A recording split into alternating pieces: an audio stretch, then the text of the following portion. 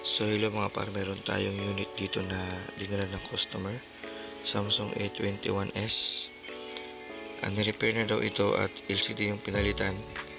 Problema kita naman is sobrang pandikit ang nailagay pagbalik. At yung switch niya daw ay sira kaya di rin nagagamit.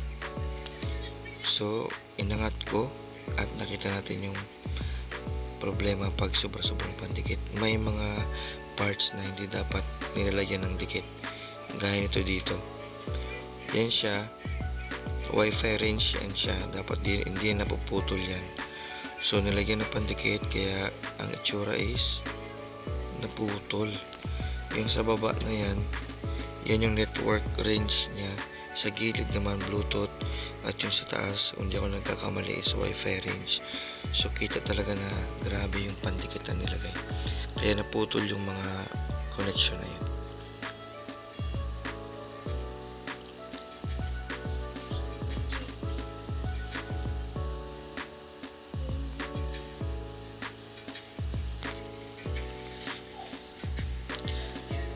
Ayan, yan yung switch na yung switch na sira.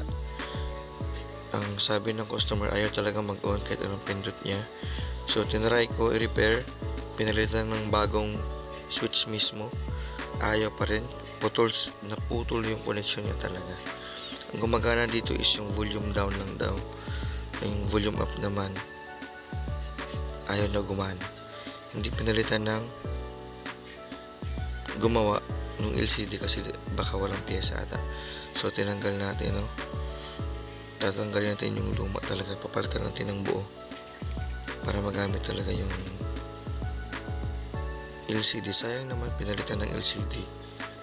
Isang repair na lang sana, kaso wala atang pyesa yung technician, kaya ayun, hindi na palitan. So ayan yung bago guys, lagay natin.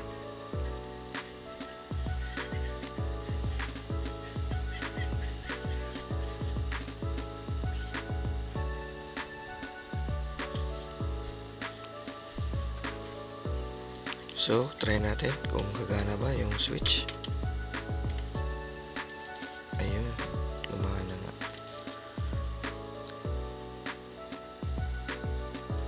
So, ayan, binabalik na natin guys yung screw niya.